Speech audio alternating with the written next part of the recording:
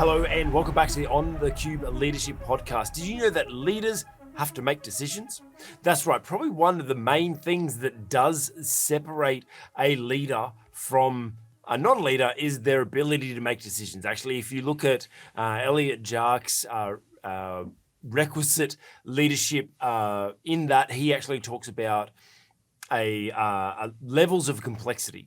And he says that, stratum 1 is just general laborers, general workers, just following instructions. But the first level of leadership is really that stratum 2. And that's where you actually start having to make decisions. And as you go up in levels or stratums, in that levels of complexity, the more decisions you have to make, the more complex decisions, the variety of decisions, the more you have to think on your feet with less information and all that sort of stuff. So as leaders, that's the one thing that really sets us apart as leaders, is our ability to make decisions, to be able to problem solve, to be able to think on our feet, to not necessarily have to follow a set number, be able to think about our situation and find the solution within that through wise decisions. And so we're actually going to look at a number of different articles or news stories that have happened over the past week or so.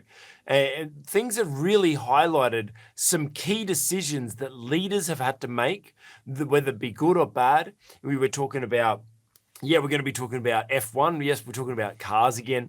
We're going to be talking about Elon Musk. Yeah, he seems to be in almost every week. Elon's doing a lot of stuff, but we're going to be talking about Twitter.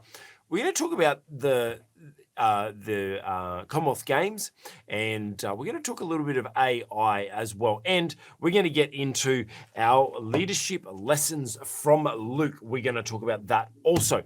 So before we get into that, let me welcome another person who is going to help me with the decisions today is Dr. Rod St. Hill. How are you today, Dr. Rod? I'm going really well, thank you, Craig. And as always, it's great to be with you. Awesome. Now, I want to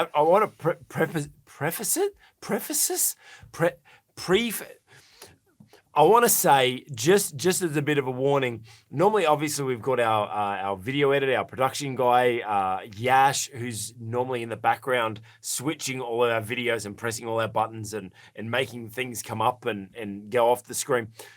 We're not fortunate enough to have that today. Unfortunately, he is sick with his mother is sick, so he's with her in hospital today. So we send our best wishes to Yash and his mum and our prayers to her health. So please excuse me if I seem to look like I'm pausing for a moment because I might be thinking of which button I need to press. But once again, Dr. Rod, thank you for being here and sharing your wisdom with us. It's great to be with you, Craig. Really is. So before we get into this, Dr. Rod, decision making. How would you rate your ability to make good decisions? Oh, I thought you were going to ask me decisions. That's about 110%. Making good decisions, maybe 80%. I've made wrong decisions. There's no doubt about that. But I'll tell you what, when you make a wrong decision, turn it into a learning point. Yes, very turn good. it into something positive. Very good. I'm not the kind of person who goes through life saying, I have no regrets. I've got plenty of regrets, but I've turned them all into learning points. So, yep, when you make a bad decision, turn it into a learning point. Very good. Very wise. Now, that's why we got him here, because he has a lot of wisdom to be able to share with us. So thank you, Dr. Rod. Well, let's get into our first topic. I think I'm actually quite excited to talk about Daniel Riccardo again, because I actually think it was our first ever podcast that we spoke about Daniel Riccardo. I'm pretty sure, if not, it was within the first couple. So, we spoke about his saga, almost a year ago. Actually, it probably would be our first one. Almost a year ago, the saga of Daniel Riccardo losing his seat and being like, it was all this drama, right? So he went and sat on the sideline, and was a reserve driver for Red Bull, and now he's now found himself back in the F1 after 6 months off, after having a nice break, so to speak. He's now back with AlphaTauri, which is Red Bull's sister kind of recruitment kind of recruiter training kind of their secondary kind of training team. But he's back with them because they had to oust one of their drivers. And so there's actually a number of things within this story that I want to talk about with when it comes to decisions. But I want to let's talk about his first race back in Hungary, right? So I don't know if you watch F1. My brother-in-law's really gotten me into F1, and I love cars. So it's Daniel Riccardo is an Aussie, so it's great to be able to support an Aussie.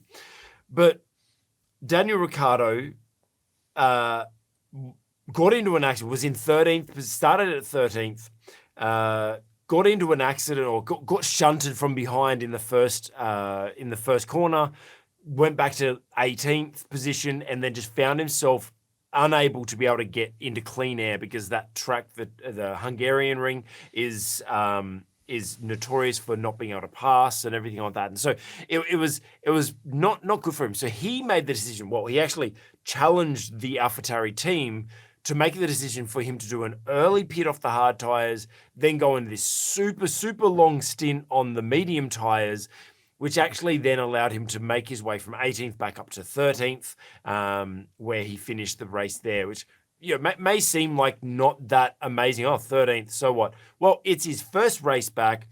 He did get shunted back to 18th.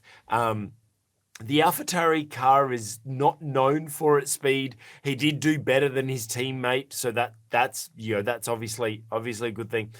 But just because of his strategy, it allowed him to be able to stay out when everyone else was coming in, gave him some clean air, allowed him to make those passes, and put him in a position where he had, let's call it a successful Grand Prix. And so sometimes we as leaders need to make that tough decision. We may have had a hit from behind. We may have been pushed right back. We may have had an absolute disaster happen to us. And we have to make some tough decisions, some risky decisions in that process. But with the right decisions, it can really propel us forward. And so, Dr. Rod, I want to kind of talk about this is like, how do we, first of all, we as leaders are constantly being faced with setbacks, right? Things that are happening that are out of our control, but unfortunately affect us, affect our business, affect our family, affect our ministry, whatever it is. How do we, I suppose, first of all, how do we pull our socks up or whatever, pull ourselves together in that moment? It'll be like Daniel Riccardo's, he's in a racing car, he's going at a couple of 100 kilometers an hour, being able to make tough decisions, even in that moment, because he couldn't stop. It's not like he needs to stop, regroup, let's do another strategy, like let's try to figure this out. Sometimes we as leaders just have to just keep running hard and make decisions on the fly. How do we do that? Well, that's a very good question.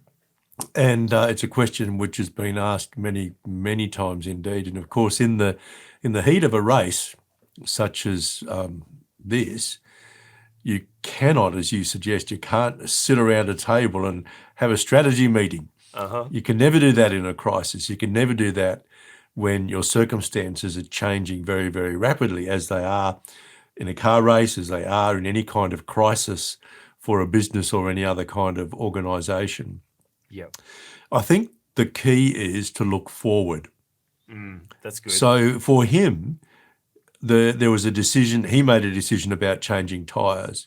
Now, there were risks associated with that, but there wasn't really a lot of point in sitting down and going into a lengthy analysis of the accident. Yes. That's something you would do after the race. Look back, is there anything we can learn from that? But at the moment he made the decision to change tyres, that wasn't the time to ask questions about, well, what do we learn about our strategy from that accident? How do we avoid another accident next time? That's not the place to take time to make any decisions about those kinds of strategic implications, you've got to look forward. So he did the right thing by looking forward to the rest of the race. And he took a calculated risk, of course, but he's an expert. He's a driver. He's been in many races before. And for him, it paid off in the sense that he clawed back those 5 places. And I think the thing we need to also remember is it's not like it was a guess. Like, obviously, before the race, they've done all their calculations. They know the maximum running time per tire, and they already know how long stints can be, and they've already come in pre-calculated with all different scenarios. And I think I suppose I would say that's something that does.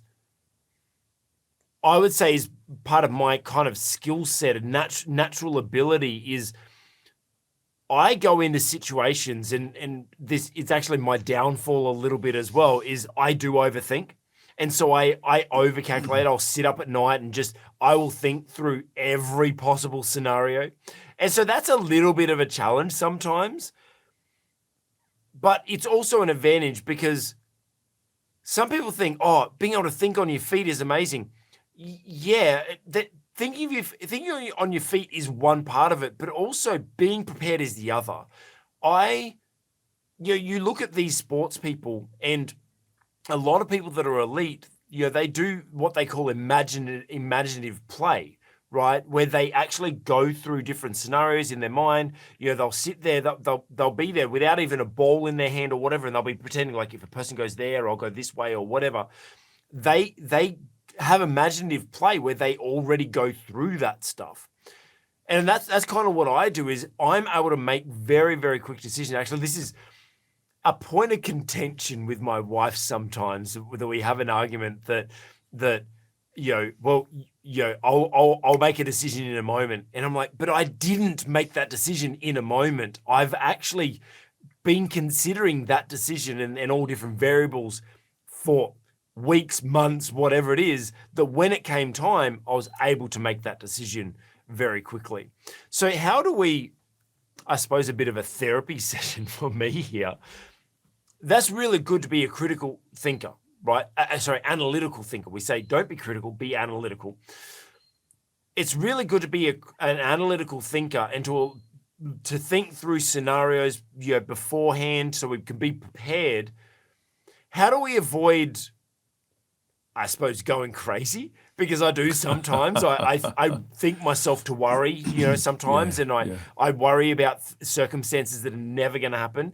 How do we find that balance between being able to think things through and not allowing it to get to a space of worry?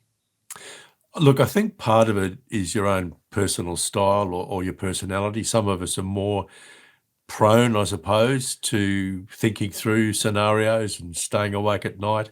I do a little bit of that, probably not as much as I used to because I'm busier than I ever was. But I think what we have to take particular care of when we do have that approach is that we've got to recognize that the people around us probably haven't done the same thing. So that's where communication comes in. So it's all very well for a leader to practice scenarios, as you say, well, I go through all of that at night in bed. In terms of your spouse, well, she's probably asleep. In terms of people, say, in a board or in a workplace, well, they're not with you. So you've processed everything. Yes. And look, I do this. I've got everything processed before I go to a meeting. I know what my responses are going to be. Not only that, I know why. But the trouble is, other people haven't been along on that journey with you. Yeah. So that's where communication becomes paramount.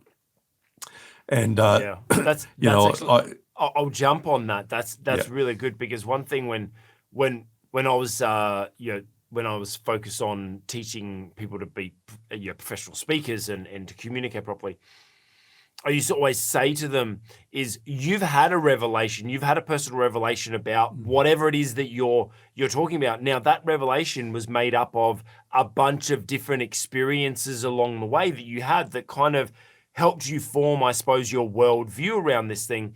So if you want people to have the same revelation, then you need to take them on that same, I suppose, emotional journey that you have, for them to be able to, for them to be able to come to that same, same revelation, hopefully in a shorter period of time.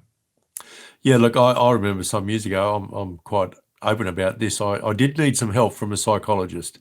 I got into a situation where I was pretty stressed. And I wasn't too happy about life. So I went to my doctor and he put me onto a psychologist and we went through a series of sessions. I think it lasted for just over a year. But one of the things he said to me is, you do exactly what you were saying you do, Craig. You go through all this stuff. You look at the costs and the benefits, the rights and the wrongs, all the possibilities. And by the time you get to have a conversation with somebody, you know what your conclusion is. The trouble is no one else has been on that journey.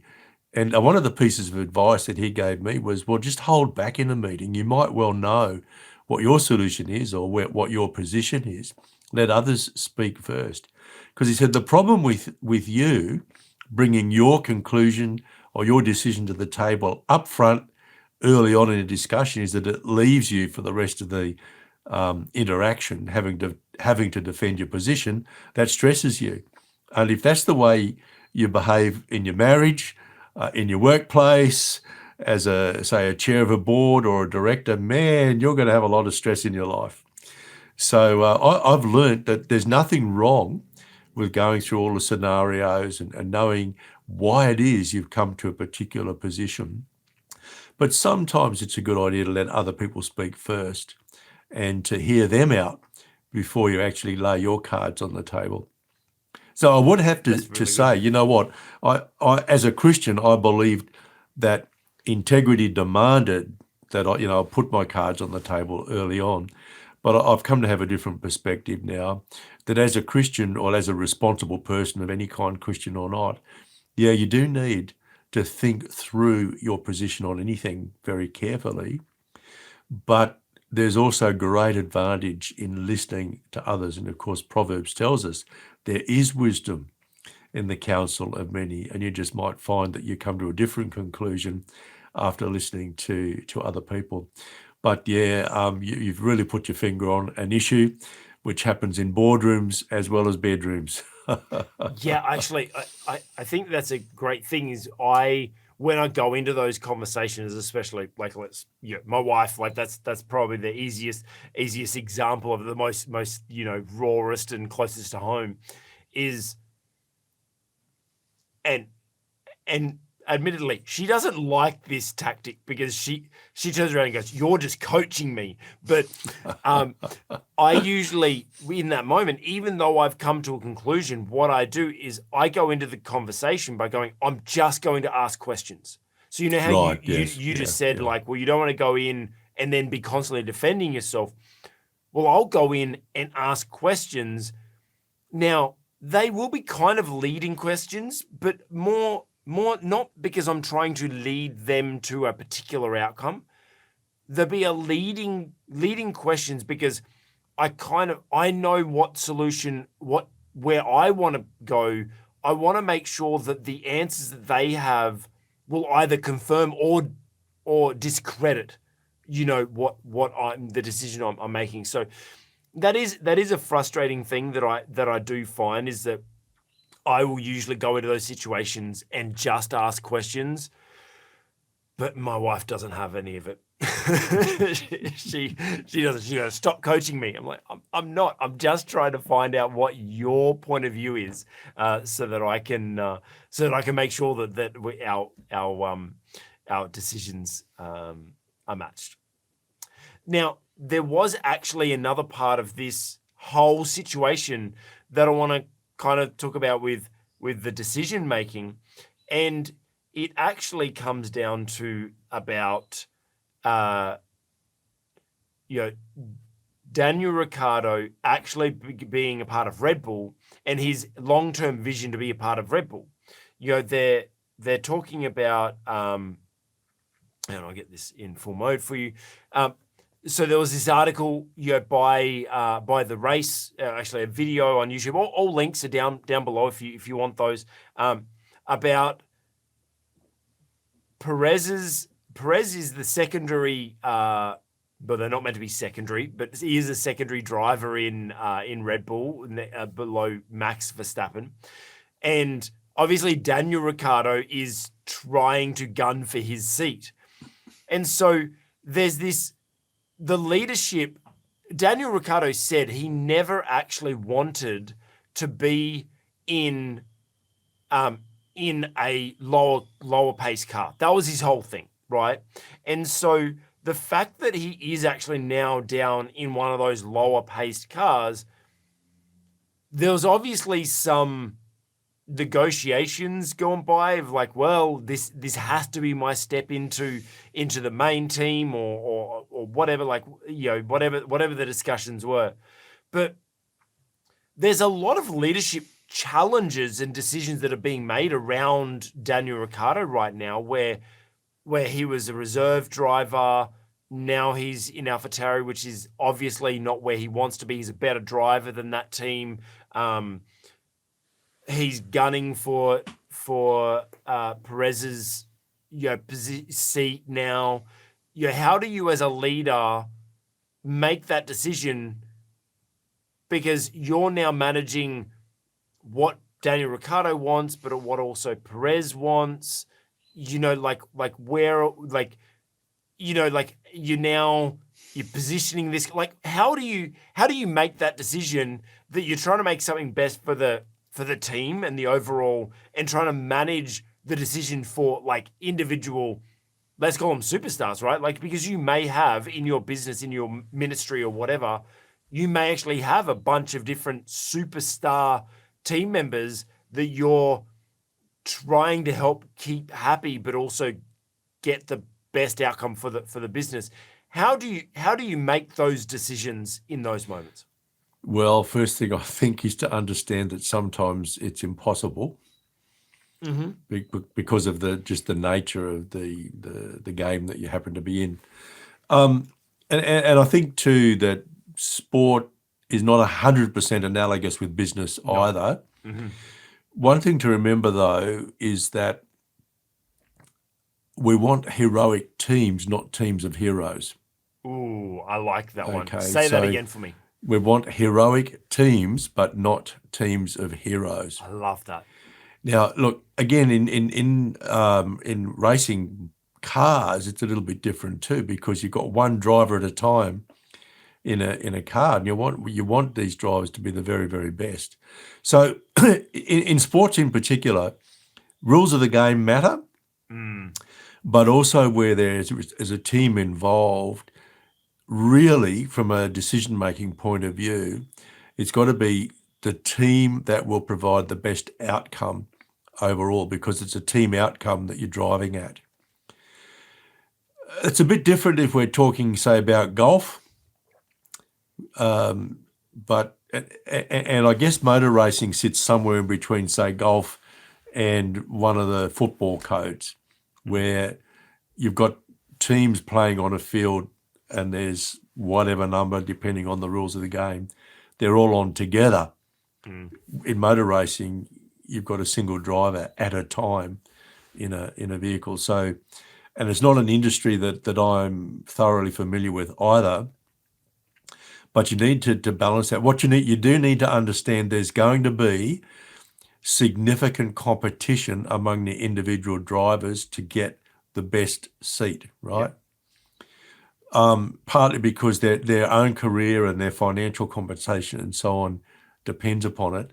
And also they're not going to get anywhere in racing if they don't have a pretty sizable ego to start with. Yes. So that's part of it.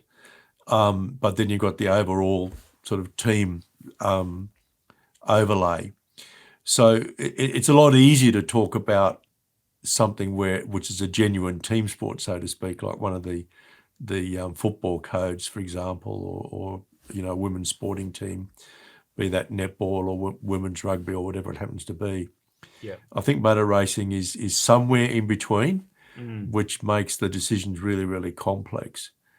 Yeah, I don't know whether I've helped very much, but I think it is important that you've got to understand the rules of the game, the role of the team, and decisions must be made with a focus on the team, but not just the outcomes in the immediate term, but also in the medium and longer terms as well. So what do you do if you make a decision and you lose a good person from your team Yeah. to a competitor? It's a difficult juggling act, and you're not always going to get it right. But look, when you make a mistake, learn from that mistake, use it as a learning point, and then move on and focus decision making on what's going to be good for the future.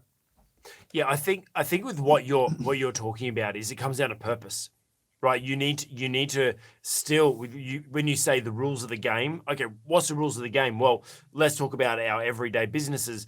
It's really focused on trying to make sure that we understand what is the purpose, the outcome of this project, but also our ultimate outcome or our ultimate purpose as an organization.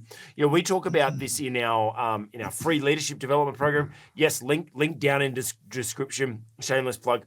But we have a free leadership development program which actually talks you through, the basis of trying to find the balance between what I want to achieve or what's my purpose, what's the purpose of the organization or the project or the outcome that we're driving towards, but also what's the purpose of the people we're leading. We need to actually find that balance, and when that's out of balance, that's when we just need to make that tough decision to say it's not working, or not, because if everyone's purposes are aligned, then great. That's where we get a great symbiotic relationship. And as Dr. Rob was saying, with teams, it's easier to see with whole teams when players are gelling together on a field or on a court all at the same time. It's very obvious that they're all getting along. But when we're talking teams, like something like F1, it's a little bit disconjointed, but the teams still need to be able to gel together because they're all driving towards a common goal or a common outcome. So as Dr. Rob was saying, I think one of the goals there, one of the main outcomes, or the biggest lesson we can learn from this complexity that's happening in Daniel Ricciardo's career is number one, like we said before, when we're making decisions, make sure we're prepared. Make sure we think things through. Make sure we're very analytical and be prepared for those things. But make sure when we're prepared, don't just come in and try to bulldoze everyone with our ideas. Allow other people to contribute their ideas as well before coming to our conclusion. But also at the end is know what our outcome is. Know what our outcome is. Make sure it's aligned with everyone's purposes are aligned on the team, so we can have a better outcome. So let's get on to talking about aligning outcomes or looking at purposes. Let's talk about a really, really, really weird decision that is being made by Elon Musk, where he is promoting that he is going to rebrand Twitter to X.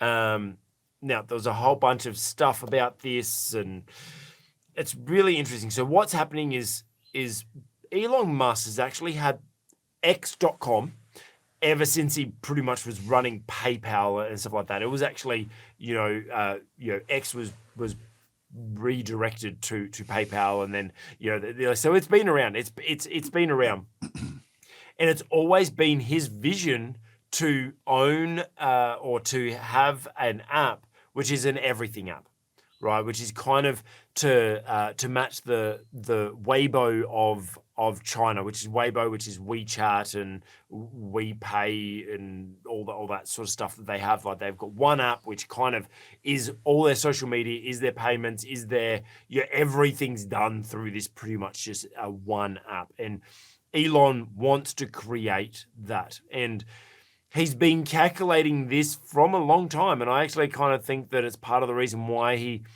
got into into crypto and the like how he pumped Dogecoin and all that craziness that he did. I wonder if all that, whether he's going to be using Dogecoin in this app as well. But obviously buying Twitter, that was a big step to him creating this everything app, because he now has all the infrastructure. He doesn't have to build it out. He could just buy it and it's running with users and everything. However, he's now wanting to rebrand Twitter to just X and get rid of all the birds and all the tweets and everything like that. But there's a lot of uproar because obviously people love Twitter. People who use Twitter are in love with Twitter. Like I think that's a big thing. And if you're watching this in Australia, like I know a lot of our audience is, you probably just don't get it because Australians aren't that big on Twitter. But the Americans love their Twitter, and the people that are into Twitter are really, really into Twitter. And so for it to go through a branding change is going to be a bit of a challenge. So Dr. Rod, talking about leaders making tough decisions. Obviously, we're talking about purpose, and Elon Musk was always trying to drive towards, his ultimate purpose is to create this X app, right? This everything app. He's upsetting a few people. So how do we, first of all, what do you think of this situation of him trying to change Twitter and also trying to create this everything app? Well, I think the first thing to say is it's a lot more than a rebranding exercise. It's a rebuilding the whole platform. There are risks associated with that because it won't be Twitter anymore. No. Neither will it. It won't be Twitter either in name or in function. So if it's very popular, and it definitely is in the United States, if it's very popular, you know what will happen? Someone else will develop something similar. And he could lose a lot of revenue as a result of that. So there's a risk for him. On the other hand, making it an everything app, and all things app, could well expand his market. It's just that it won't be Twitter anymore. And people who use Twitter for Twitter purposes, they just want to tweet. They may well find another platform altogether. I kind of I get his, he loves the letter X, right? He's got SpaceX and he's got this X. He's always like, I think he even named one of his kids X or something. I get that it's actually kind of cool branding. I get it. But I wonder if they've had the conversation of okay, so it's now going to be called X. So Twitter was called Twitter and you tweeted from it, and it was a bird. So it was kind of like, what are we going to do this? You X from the X app or what? So I'm sure they've had those conversations. So there's going to be those little kind of nuances that are a part of our vocabulary. Like when someone does something, it's just like Xeroxing it, or, I'm just going to tweet it, right? Or Google it, right? Like it's just been synonymous with the name. So I just wonder how much a decision to try to move forward is actually going to lose, I suppose, without the heart and soul of the actual app itself. I suppose that many times, there's quite often we as business owners or business and ministry leaders and political leaders, wherever you're leading, we can get caught up in trying to run forward and forget the past, which kind of contrasting of what you said about Daniel Riccardo is it was really good that Daniel Riccardo was able to forget what happened, like with the accident and everything like that, and just focus forward. Yes, but now let's look at it from the other angle of we can have a big vision and we're running towards that, and we just forget everything that's been with us up until now. How do you find that balance? Well, look, developing digital communication platforms is not the same thing as a car race. So the decision-making processes are going to be different. So, Dr. Rod, are you saying there's no one answer for everything? No. If there was, we wouldn't be doing this, would we? No. No, there isn't. I mean, this is a Other than the one answer being Jesus, right? well, Like, always. yeah. Look, we don't really know too much about the process that Elon Musk went through before he came to this decision. See, he's not a public company, so he can, if he wishes, to be a one-man band when it comes to decision making. Personally, I don't think that's a good idea, and I think there's plenty of biblical wisdom that suggests we should enlist the input of others. They don't necessarily have to make decisions, but have some input so that we're making the wisest decision that we can, given all of the information. So I think, have a look at the past and see, well, why is it that Twitter is where it is today? Now, it's definitely not worth what he paid for it, so he's got that. That's an issue for him. What does he do to recoup the purchase price of Twitter? My understanding is that advertising revenue is significantly down. So that's another issue for him. So, but the business is not losing money anymore, which it was before. no, well, he's got about 30% of the staff he had before, which makes a bit of a difference as well. And so, I mean, that he's changed the culture, and I think the culture probably had to change. Had to change there. But I guess what I'm getting at, it's not quite like Riccardo making a decision midway through a race to change tyres, because every second matters. Here you can take a little bit of time to make the decision.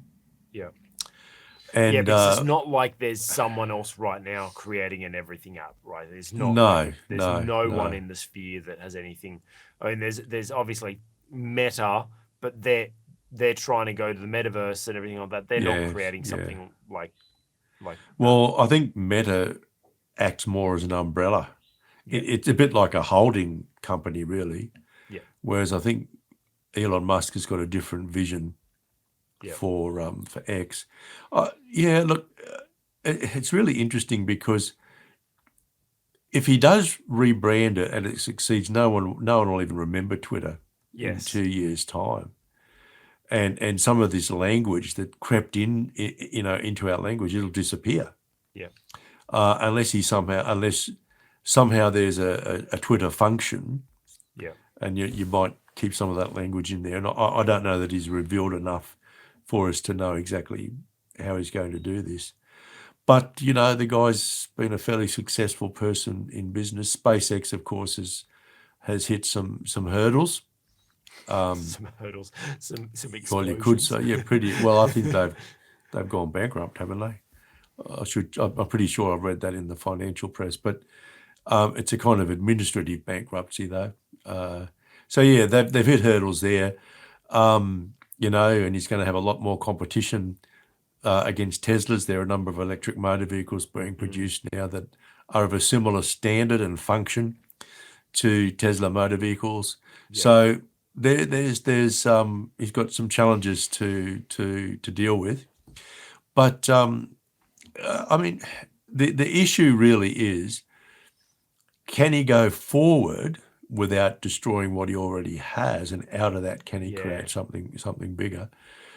I don't know the answer because I'm not enough of an expert. I don't, nor obviously do I have the data that he would have access to. But he's the kind of person who can certainly bring a significant financial capital to bear on whatever problem he's dealing with at any particular point in time. And I mean, if you have a look at the success of Tesla, that's a pretty amazing feat. For somebody at the time he made that decision to say, I am going to build electric cars. I'm not going to build motor vehicles with internal combustion engines. I am going to build electric cars. I am going to, develop the batteries and all those sorts of things. That was a big thing. And guess what? He did it. That's, a pretty significant achievement. And there's also part of me that wonders, now that like it's talking about like it's going to be changed next week or whatever. Like there's this, all this stuff. Obviously, there's a lot of conspiracy theories, but also Elon loves a bit of attention. So he may just be trolling a little bit. I know it's his long-term vision, but he may be trolling a little bit for a little bit of extra media attention just for now. Because let's be honest, he's good at that. He's good at media attention. But going on the actual decision, I think you're right there. I think part of the key of making those decisions, big, let's say, industry changing or business changing or whatever, like where we're changing our branding, or we're changing our model, or we're changing our direction, or whatever in organization, as leaders, we need to make sure that we don't forget what has gotten us to this point. Because too often we can be trying to, especially as leaders, we're visionaries, we're looking forwards, we're seeing these amazing opportunities, but we forget what and who has actually gotten us to this point. And so we need to remember that. We need to remember, well, what, like, for example, with Elon, what is Twitter, and what's the culture there, and what actually makes it, great. We can't lose that, that culture and that essence that's in there that's made it so popular. But also, we can't forget the people that have helped us become that, which for Twitter's case, it's all the users. You can't forget all the users. In business, we can't forget all our customers just because we're trying to move forward to a different direction. We can't forget our, some of our staff that have helped us build up to a certain point. As pastors, we can't forget our congregation members just to try to chase a new new idea or a new ministry somewhere, or something like that. We need to make sure that when we're making those tough decisions to make a transition, that we're still including the people, the things, and the culture that actually made us what we are, and build on it rather than just throwing it all out in the scrap heap, so to speak. So talking about changes and talking about throwing into the scrap heap, let's turn our attention to Australia. I'm actually proud that 50% of our topics today that we're talking about are Australian, Dan and Riccardo being one of those. And let's talk about the Commonwealth Games is one of the others. So Victoria, actually, I will have to say that Daniel Andrews, let's be honest, we haven't been that too keen on him in recent times, especially with the things that he did through COVID and everything like that. So, but I was surprised when I saw this article. I'm like, I've got to give him props. This is a good decision by a leader. So what's happened is the Commonwealth Games now, if you're watching outside of Australia and don't really know what that is, Commonwealth Games is just like the Olympics for all of the countries that are in the Commonwealth, all are and were in the Commonwealth. I think that they're still allowed to participate in the Commonwealth Games. Is that correct, Dr. Ron? I think. Well, there are a number of countries that have become republics. So Yes. the King of Britain is not their head of state, but they still belong to the Commonwealth of Nations. Yep. Okay. So all of those countries, we get together, and previously it was Australia used to really dominate. It was really proud to be an Australian during those times. There's some things that just Australians are just really good at. Now, the Commonwealth Games, there was something happened, and the original country or city that was going to do it wasn't able to do it. So the state of Victoria stepped up and said, hey, we will host the games. There's obviously a lot of expense to be able to run games, and not an immediate return of investment, because just in tourism, just for those people coming for the games, doesn't make you enough money, and ticket sales and stuff does not make you enough money to pay back what you've invested in new stadiums, in new roads, in public transporting, in residential areas, and disrupting your city, and security and maintenance, and all that's involved in running a large scale event like this. Is a 10-day event, I think it is, something like that. And they said that they'd take it over. There was an initial budget. Oh, actually, trying to remember what that initial budget It was was. $2.6 billion was 2.6. the That's right. estimate. Yes, yeah. That's That's Australian dollars for those. Oh yeah, that's Australian dollars. So listening probably in about Northern $100 US. No, yeah, so 2.6 billion Australian dollars, which probably around about 2 billion US, roughly, for our international players. But after they had recruited experts and contract and consultants, everything like that, they found out that the expense was actually going to be more like a minimum of 6 billion, which is over twice the amount. So almost probably at 4 billion US. So almost over double what they had originally budgeted. So they ended up making a decision. You know what? We're not gonna spend that money on this event. However, this is the one thing that I kind of got to commend him. I think it was a great decision. Is the advantage of having games. One is there's the national publicity for tourism and everything like that. It does attract a lot of people for that time and following. But the big advantage for the city is the infrastructure that they build. New stadiums, new hostels, and how affordable housing and all that sort of stuff. So most like Olympic villages and everything like that turn into affordable housing afterwards, and like it's a great opportunity for the city. Well, they said, you know what, we'd budgeted the 2.6 billion on this stuff, so you know what, we're just going to keep spending it. We're going to spend it. We're not going to host the games, but we're going to spend that money on infrastructure. Not waste money on running the actual event, but just build the infrastructure so we can still get the affordable housing. We can still get increased gaming and sporting facilities and everything like that. I thought that was a wise decision from someone, and somewhat, I suppose, you can get caught up in the hype of hosting a large event like this and just kind of fall into, we'll just do it just because the fame side of it.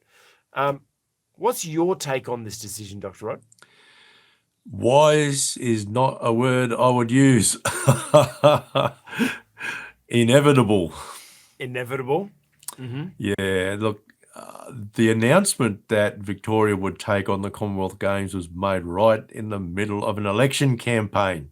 Okay, and electors in Victoria were told, yes, we'll have the Commonwealth Games in 2026, and we're going to make sure that it happens outside of metropolitan Melbourne. And so they're going to build stadiums in some of the regional areas, and they may well have won a few extra votes by making that promise. Okay. And then it turned out that these facilities that were going to be built, it would have been impossible to maintain them financially. So they were going to demolish them after the Commonwealth Games. And then when someone decided to figure out how much it was going to cost to host the Commonwealth Games at various regional locations within Victoria, the cost began to mount. And the Premier made this decision last week that, look, the cost has got up to about $6 billion, maybe $7 billion. Victoria has more debt than 3 of the other states put together. It's a very, shall we say, financial management on the part of the long-term Labor government there has been absolutely dreadful. Absolutely dreadful. So, I mean, the whole thing, there was no wisdom around the whole thing in the first place. Everything points to this being a purely political decision in the first place, which was cynically aimed at garnishing some votes.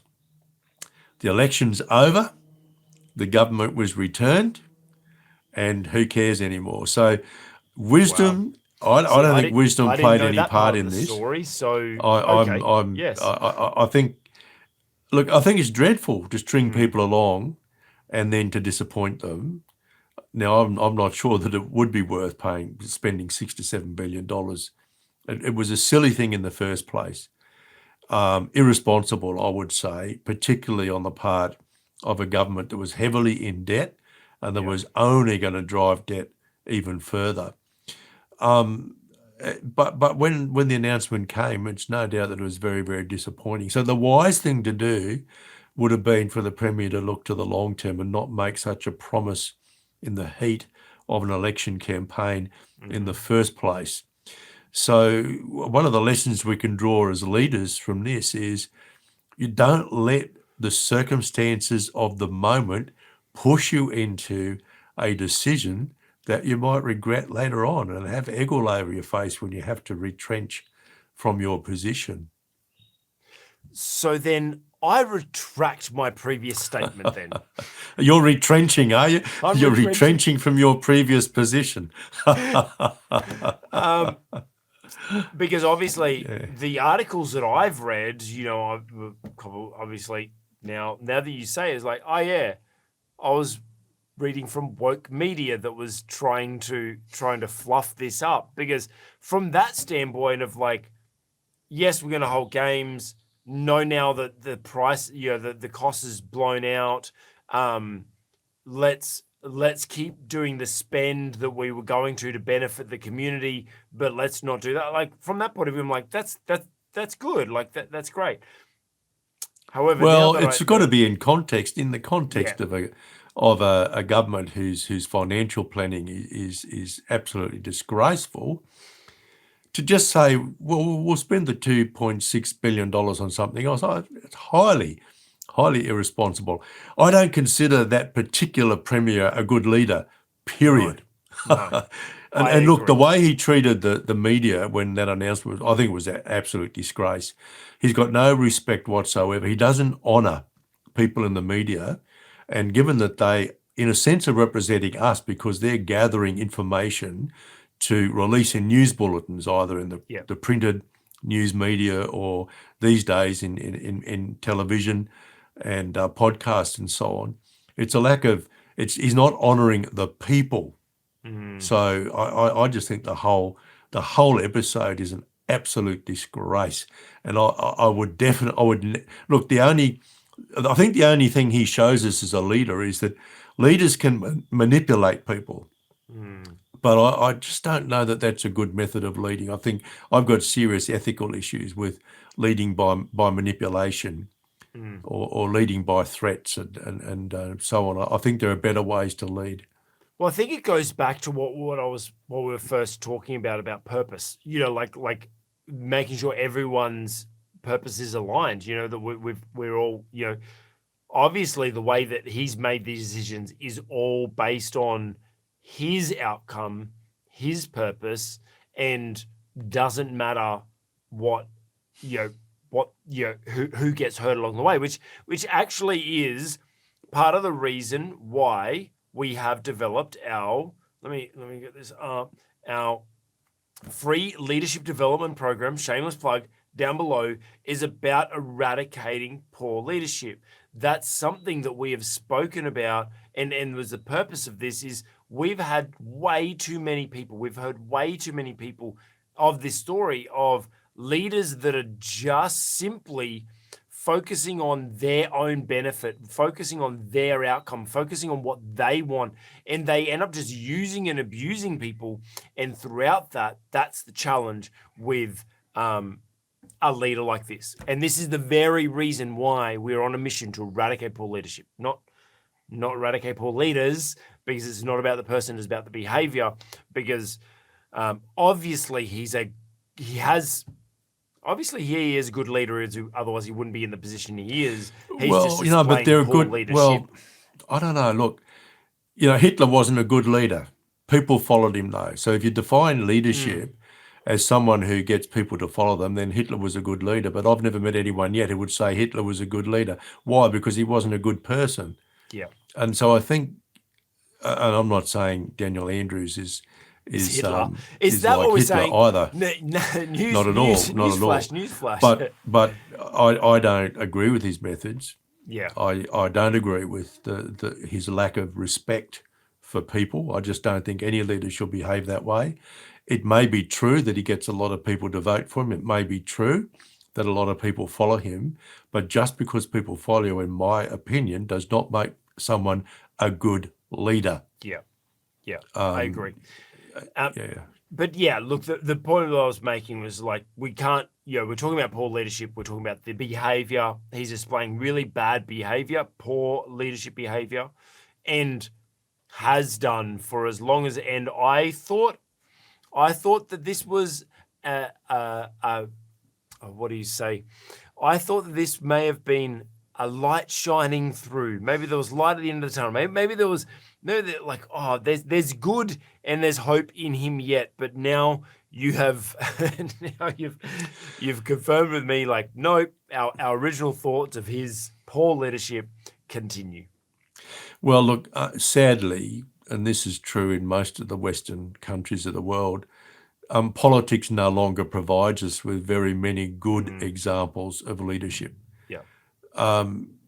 Honestly, that there is such a self-interest, and I think a lot of the issue arises because we have professional politicians, people who make a career out of being in politics. Yes. That's not really what representative democracy is all about. It's about people taking a little time out of their lives to serve their nation.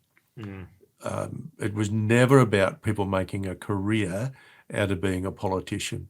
So we've got a lot of problems in politics, and sad to say, I'm not saying there are no good leaders in politics today. There are. I know some personally, but by and large, we can't draw from politics if we're looking for good leaders. That's just a general rule of thumb these days. And I'll kind of be honest, and it sucks to say this. It's kind of true in all industries, in all spheres. It's actually quite difficult to find good examples of leaders nowadays. Or, well, how would I say, the examples that were being thrust upon us, in media and everything like that, in all spheres that we're seeing, unfortunately, we're not seeing many good examples, at the moment. So, look, and I think that's partly because people misunderstand what leadership is all about. It's not just about influence. It's also about empowering others to flourish. I mean, God's heart, God's desire is that the whole of humanity should flourish. This is about, so good leaders are always doing everything they can to see that those around them flourish. And any influence they have should really come from the fact that people have confidence that their goal is to help the rest of us flourish. You don't see a lot of that in politics anymore. You don't see a lot of that in big business anymore either. So you're right. I think there's a bit of a crisis of leadership, but that's what we're here for. We're here to deal with that. Yes.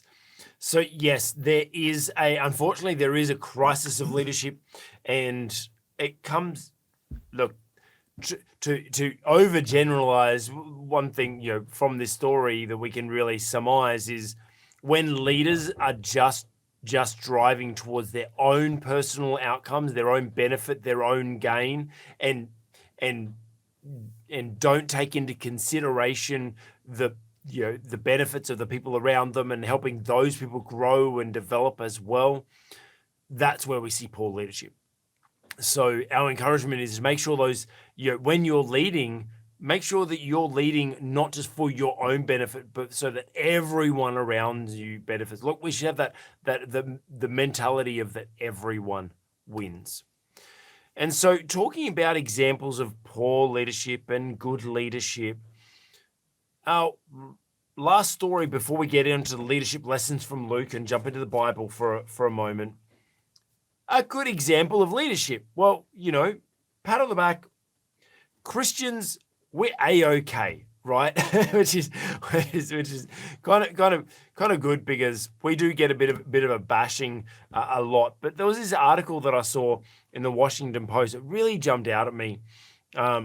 When we're talking about AI a lot lately, and the ethics of AI, and are we gonna, like, Elon Musk actually talks about it a lot, that he's talking about that AI is unethical and the way it's been developed and it's terrible and like so Elon's very anti what AI is, where AI is going. But there's some hope, and there was this article saying that Judeo-Christian roots will ensure US military AI is used ethically, General says.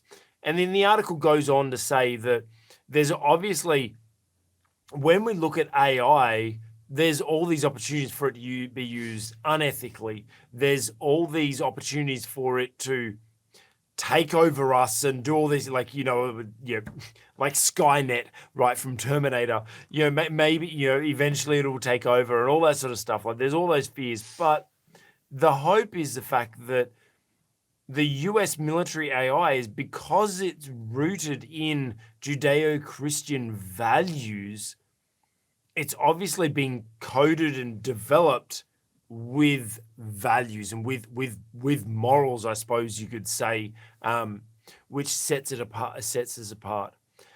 So when we are making decisions, I suppose what the kind of thing that jumped out at me about this topic for today, about how leaders make better decisions or how we can make decisions as leaders, is, are we making decisions based on our Christian values? When you're in business, are you making your decisions right now? I know so many Christians in business that call themselves Christian business people, but they're not. They're just Christians that happen to do business. There's not a blend of their Christianity and business. Your Christianity, your values, your beliefs should actually be displayed in everything you do in business. And unfortunately, there's a lot of businesses I see that don't display those values. And so what I kind of get from this is, well, if even the military AI can prove to be better because it has Christian values, are you taking advantage of that in your business, in your leadership? You leading your church? Yeah, I know. A lot of church leaders don't lead in a Christian manner. Are you leading from your Christian values? Dr. Rod, how do we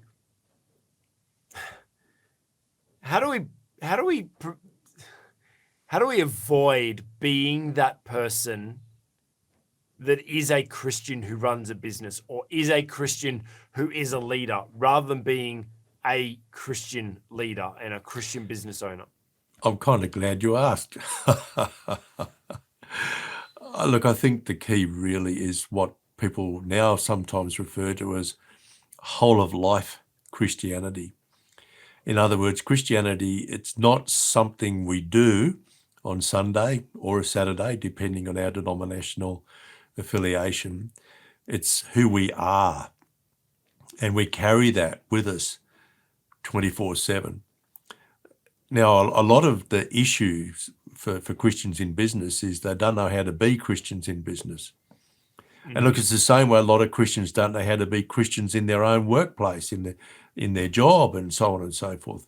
And the church isn't teaching them either. But why is that? Like, obviously you're saying the church isn't teaching it.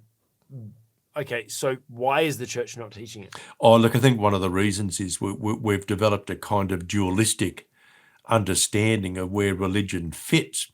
And so religion fits part of our life, and then the workplace. From 9:30 to 11:30 on Well, Sunday. more or less. It's called the secular divide the sacred secular divide by theologians.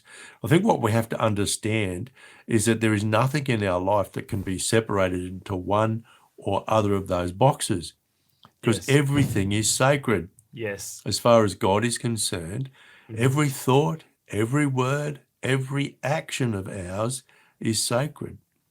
And in fact, the Hebrew word avodah or avoda, depending on how you pronounce the transliteration of the original Hebrew, it can mean work, worship, or service.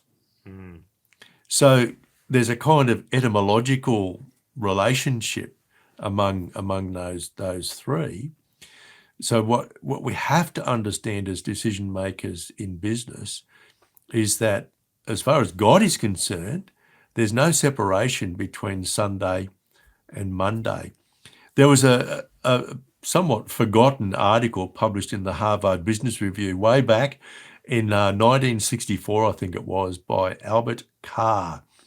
And he said this: if you try to carry your Christian, and I'm paraphrasing him, if you try to carry your Christian ethics into business, you're going to develop a nervous tick. And he did use the expression nervous tick because he said the two are incompatible. And maybe he had a point, but they have to be compatible. As Christians, we have to live an integrated life. We can't say, well, this is my spiritual life or my sacred life. This is where I fit with church, and then this is where I fit out there in the business world. We've got to develop an integrated life. We have to carry our Christian worldview with us, no matter where we happen to be.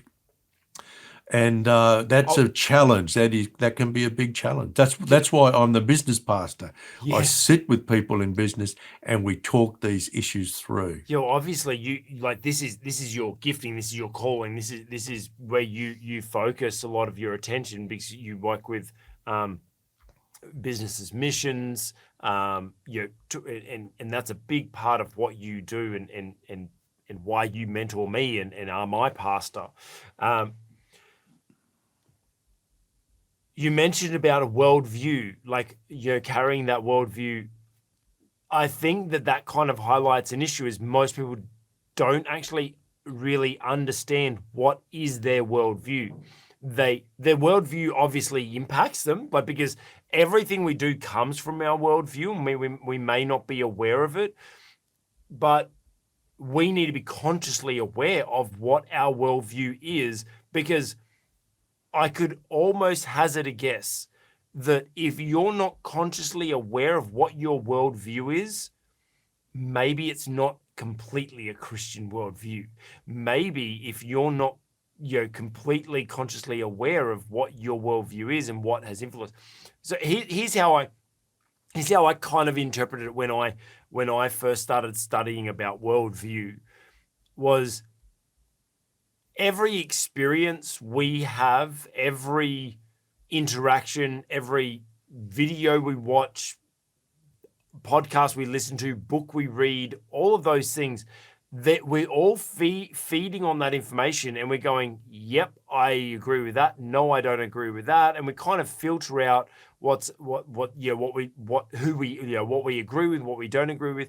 Every interaction we have, we go, I didn't like that, so I don't agree with that, or I like that interaction, so I like that. And there's all these little pieces that actually make up our worldview. And if we're not consciously aware of what those things are that make up our worldview, it can be a skewed worldview. So a lot of people may think, I'm a Christian, so I've got a Christian worldview. But what are all those experiences you've had that have made up the way you actually make your decisions, the way you value things, the way what you agree and disagree with? Maybe what you have is not completely a Christian worldview, or maybe it is a Christian worldview, but maybe you need to shift your perspective on things to actually be able to live out a full Christian worldview. So how do we manage our worldview there, Dr. Rod? Well, first of all, we've got to be conscious of it. So we've got to know that we do have a worldview. Then we need to test its coherence. Do I hold a coherent worldview? And I think for a lot of people, they don't. And look, put very simply, your worldview is the way in which you process information and experience. It's the way in which you understand the world around you. Yeah. And obviously, we want Christians who own businesses, for example, Christians who are leaders in whatever context, to align with a biblical worldview. So if you take something like the second of the great commandments, love your neighbor as you love yourself. So how does a coherent Christian worldview use that as an operating principle in the context of the human resources management function of your business. Yeah. How does that work? And I used to teach this. I won't take 40 minutes to go through it now, but you can certainly apply a Christian worldview in that context. How does my Christian worldview apply to me as an entrepreneur? Well, go to Genesis 1:1. That tells you who owns everything. So what that means is you're actually acting as a steward for God. So that might change the way in which you relate to other people. You're not actually the big or powerful or mighty or knowing boss that you might have thought you were. God is, and you're working with him as a co-creator. And the objective of that co-creation is that human beings will flourish. So the product that you produce should in some way, shape or form add something positive to the people who purchase the product. But people who come and work for you should get something positive from it. You know, one of the reasons for our salvation and for redemption of the world is that work, despite the fact that after the fall it was supposed to be full of drudgery, we've been redeemed from the drudgery of work. So if I'm an entrepreneur, if I'm a senior manager in a business or whatever, so what do I do to remove drudgery from work? And you know what? That was the kind of thing that drove someone like Cyrus McCormack to develop the mechanical reaper. He was heavily influenced by his father. They were farmers, they were slave owners, but his father was always trying to invent devices that would reduce the drudgery of farm labouring, which was done at that time by slaves.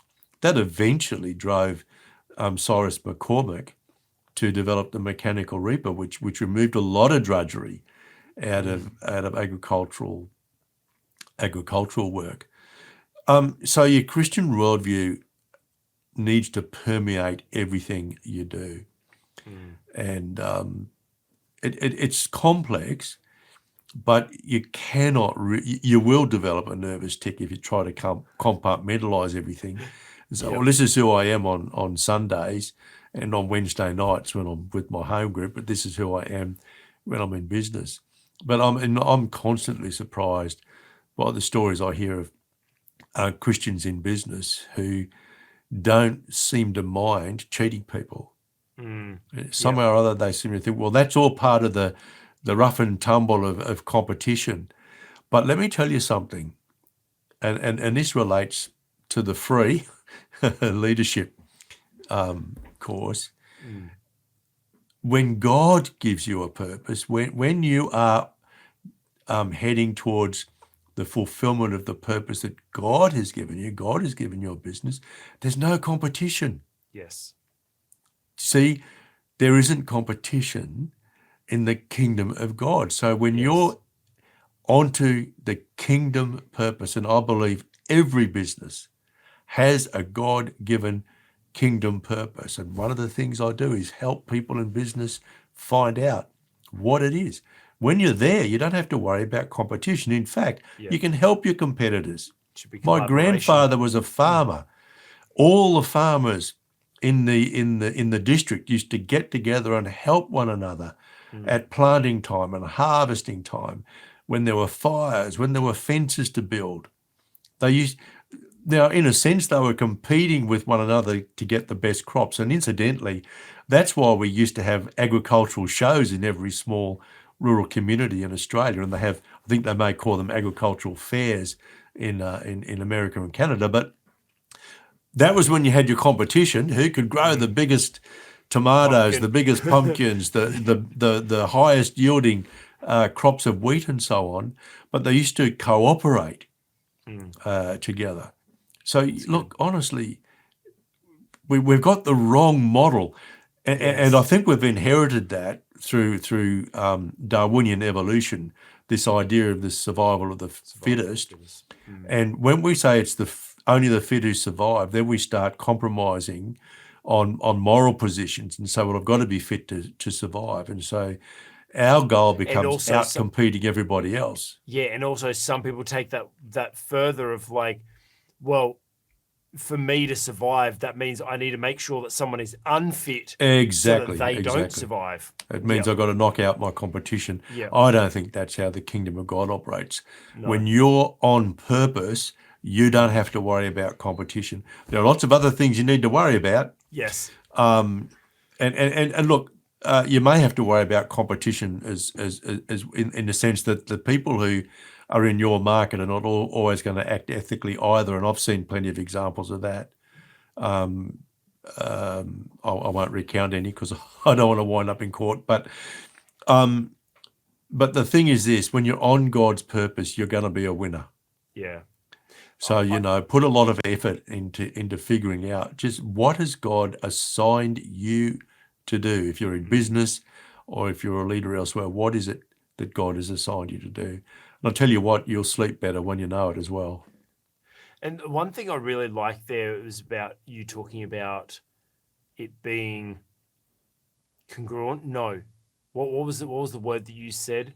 Coherent. Coherent. Yeah. I really liked that because there are so many people that they have particular worldviews, but they act or they say things that they like. So, for example, if you have the worldview, if you have a Christian worldview, you should, like you say, love your neighbor. But there's so many leaders that are just constantly talking down about their people, saying, "Oh, people suck." Actually, I was joking about this with, kind of joking about one of my clients today. They've just one of their staff members, we've had to let them go, and they said they realized that because one of their core values as a business is relationship, but they realized that over time there was these little comments that this staff member kept making of like, "I hate people, people suck," like they had this real negative perspective of people. And the thing is so many leaders say those things. So many leaders, like, there's no congruence with you having a Christian worldview of loving people, but then you actually thinking that people just get in your way, people are dumb, people are stupid, like you hate people, like that is incongruent. And I'll admit, I find myself in that situation sometimes that I have to kind of check myself and go, hang on a sec, that's not loving people like God has called us to love people. And speaking about loving people, well, that's actually probably a really good transition to our leadership lessons from Luke. A little bit of inside for you all to kind of know is when I prepare these each week. I share these with Dr. Rod. Some weeks I'm like, I don't quite have enough stories. You have something to share, an article that you might have seen, he might contribute. And this week when I put them together, I was looking through the remaining stories because we're working through all of the stories from Luke, not chronologically, but picking out ones that are relevant for the topics. And I was reading through the ones we've got left, and I was like, that one I think really goes with today's topic, but it was really late at night. Well, actually really early in the morning, probably about 3 or 4 o'clock in the morning at that stage. And I was like, let me send this through to Dr. Rod. Dr. Rod, you just tell me if you think you can come up with one. And then I went to sleep, woke up in the morning.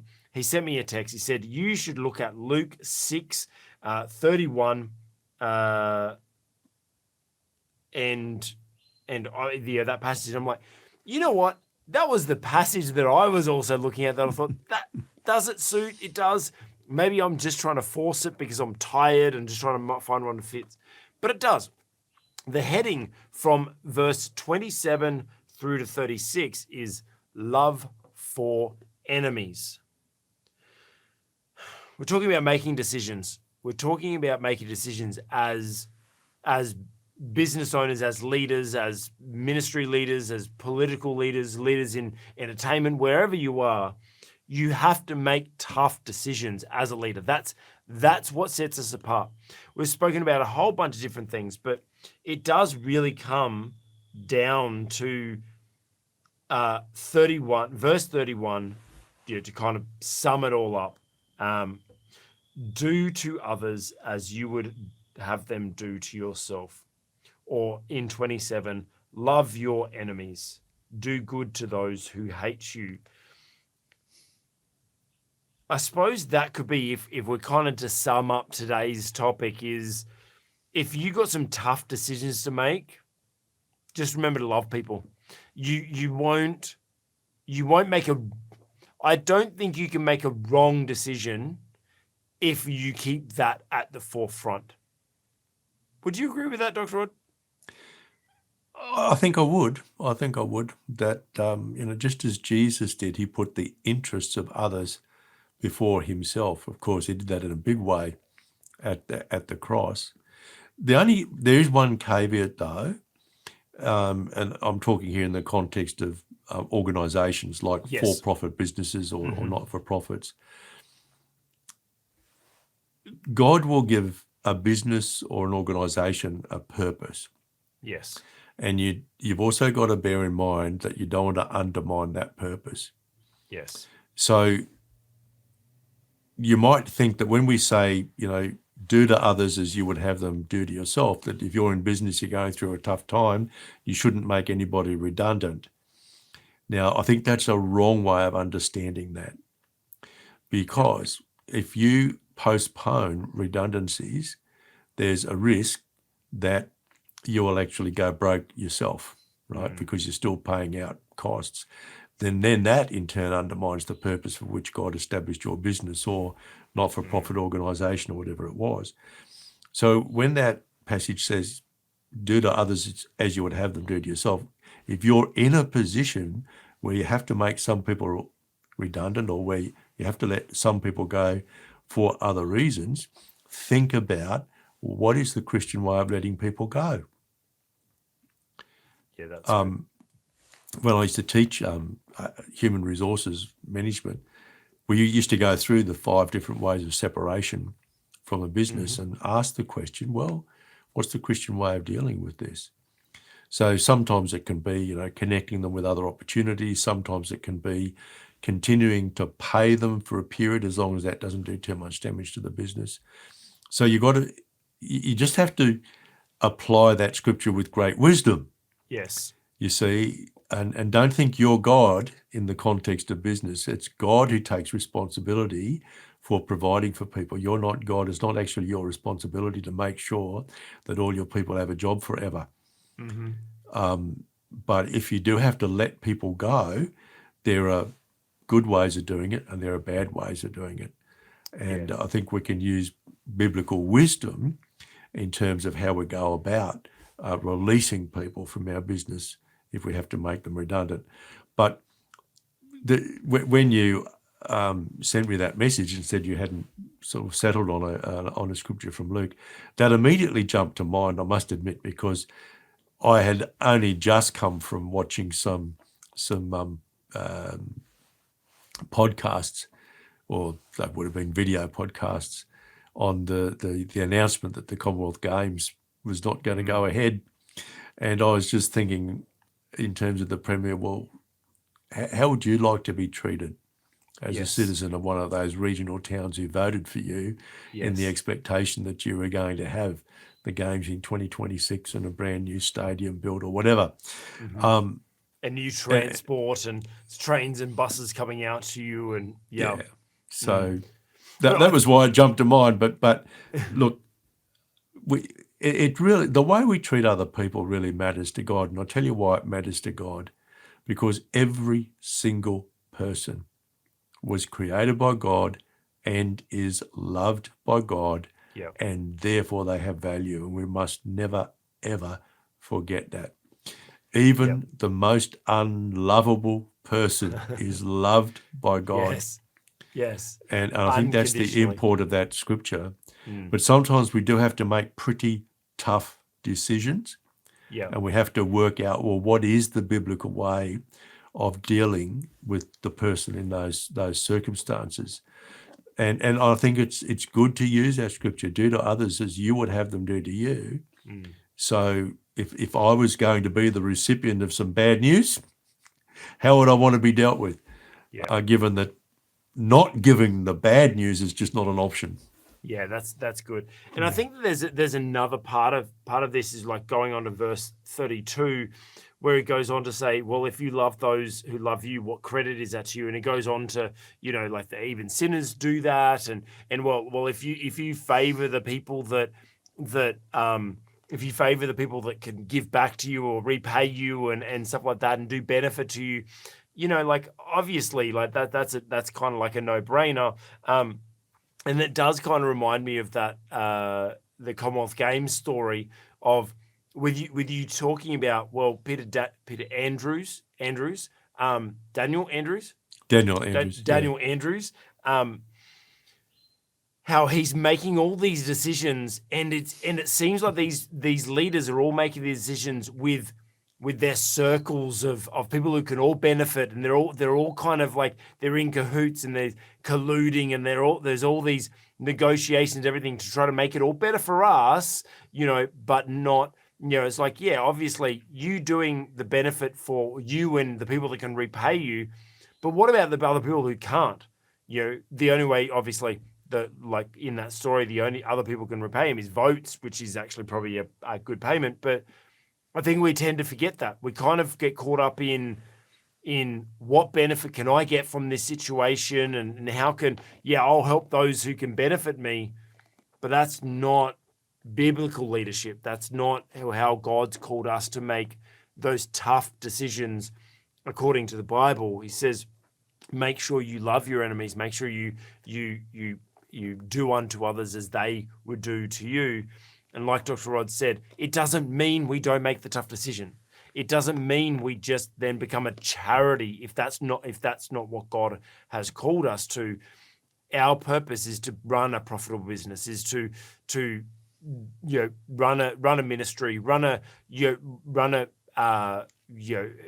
in politics, or whatever it is that you're called to do in your leadership.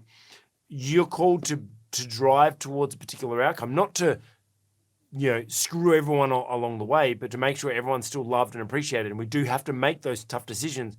But when we make those tough decisions, let's just make sure we do it with love, and we treat those people in a way that we would consider to be treated ourselves. So, look, we've spoken about a bunch of things today.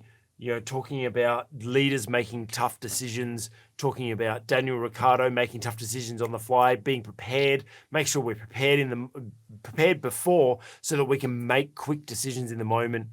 We talk about Elon Musk making changes of like, don't forget where you've come from and the people who have made you who you are. We talk about the Commonwealth Games. Shifting our lesson from that one is just make sure you... with integrity. I think that's probably the key with that, and the fact that Christians make better AI. Yes, we do. So, Dr. Rod, well, first of all, hey, thank you for watching. I appreciate you taking the time to join us for to share our experiences and our thoughts on how to be better leaders. If you've enjoyed this content, give it a thumbs up. You know what helps the algorithm? Put a comment in there, a positive comment. I'm just going to do this PSA. I don't like seeing YouTubers and stuff complain about things that happen, and it's like, well, you know what? I'm going to say this. Our content does tend to draw out the negative, the trolls, and everything like that. So a lot of our comments that we get are negative comments about either the topics or what were our opinions of it or whatever. But I know there's a lot of people that are watching that actually agree with it, and this, it helps them or whatever. Like, so let's flood with positivity, with thumbs up and with positive comments below. We'd really appreciate that. And we would absolutely love it if you would consider subscribing to the channel for more faith-based leadership development content. So, Dr. Rod, thank you once again for joining us, sharing your wisdom and sharing your insight this week. Well, thanks again for having me. It really is a pleasure. I look forward to it every week. It's a great privilege and a pleasure. Awesome. All right. Well, bless you, Dr. Rod, and bless you for watching and seeing us through. Once again, give us a thumbs up, subscribe, do all those things. Help the algorithm out. Bless you, and we'll see you next week. Bye.